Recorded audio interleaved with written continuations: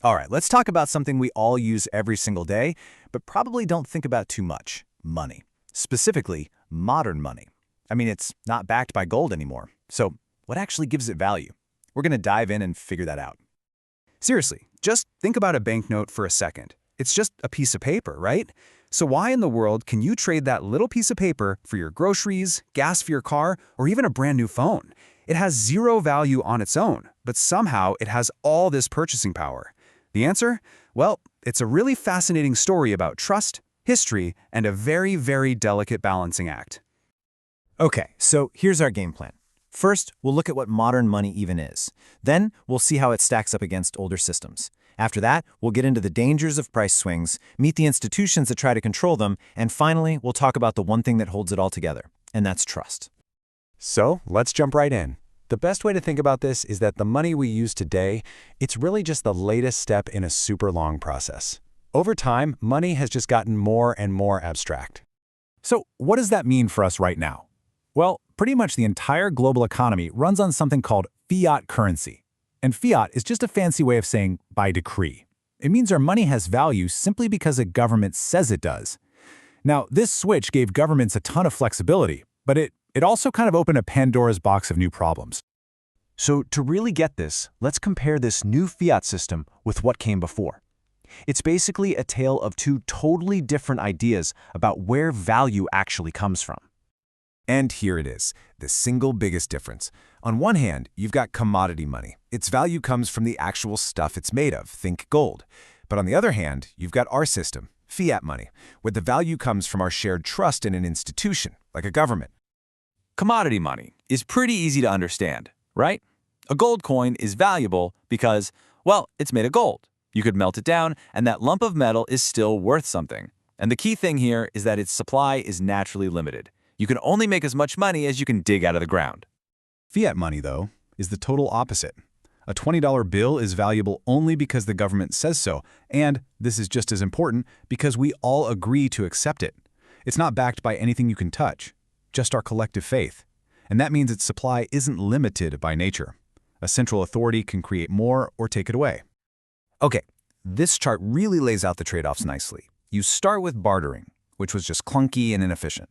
Commodity money came along and fixed that by anchoring value to something real. The problem? Its supply was rigid, which could actually hold back economic growth. Then you get fiat money. It solves the flexibility problem, but, and this is the big but, look at that key disadvantage: the constant risk of inflation if it's not managed properly. And that risk, that's the perfect lead into our next part.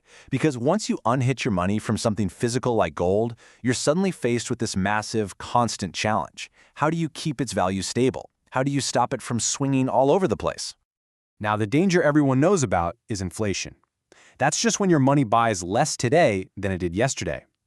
And, most economists will tell you that a little bit of inflation, maybe around 2%, is actually a good thing for an economy. But high inflation, or unpredictable inflation, that can be an absolute disaster. And if you want a really scary real-world example, just look at what happened in Germany's Weimar Republic after World War I. They had these massive war debts to pay, so the government just started printing money. And I mean, printing money on a scale nobody had ever seen before. This quote just says it all. The money became so worthless that people were literally using stacks of it for firewood because the paper itself was worth more than the number printed on it. Imagine that. Public trust was gone. People's life savings were wiped out. And that kind of economic chaos really destabilized the entire society, which helped pave the way for political extremism. But, inflation isn't the only boogeyman. There's also its opposite, deflation. That's when prices keep going down. And I know, cheaper stuff sounds great, right? But deflation can be even worse than inflation. It makes debts harder to pay off, and it makes people want to just hoard their cash instead of spending it, which can cause the whole economy to just grind to a halt. A perfect example of this is the Great Depression in the US.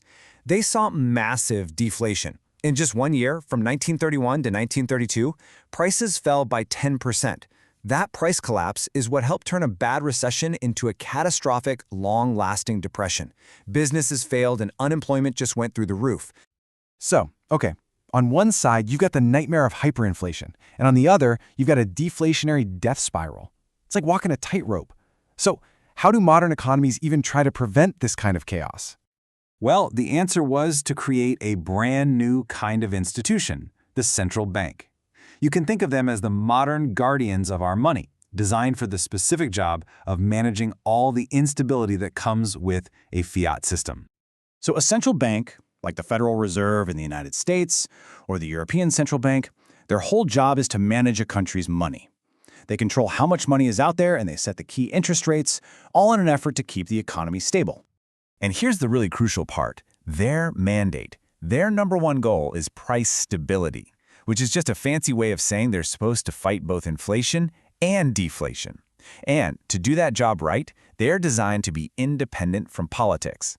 The whole idea is to take that power to create money away from politicians, who might be tempted to just print a bunch to get reelected. And that brings us to our final and maybe most important point. After all this complexity, the entire system really boils down to one simple but incredibly powerful idea. When you get right down to it, the value of the money in your wallet, it isn't really about trusting the government in general. It's about a very specific kind of trust. It's trust in the competence and the credibility of the central bank. It's our collective belief that this institution is going to do its job and protect the value of our money over the long haul. So, that leaves us with one final, pretty heavy question. Our entire modern financial system, the whole thing, is built on this foundation of trust in an institution. It's a remarkable human invention when you think about it, but it's also fragile. So what happens if that trust ever breaks?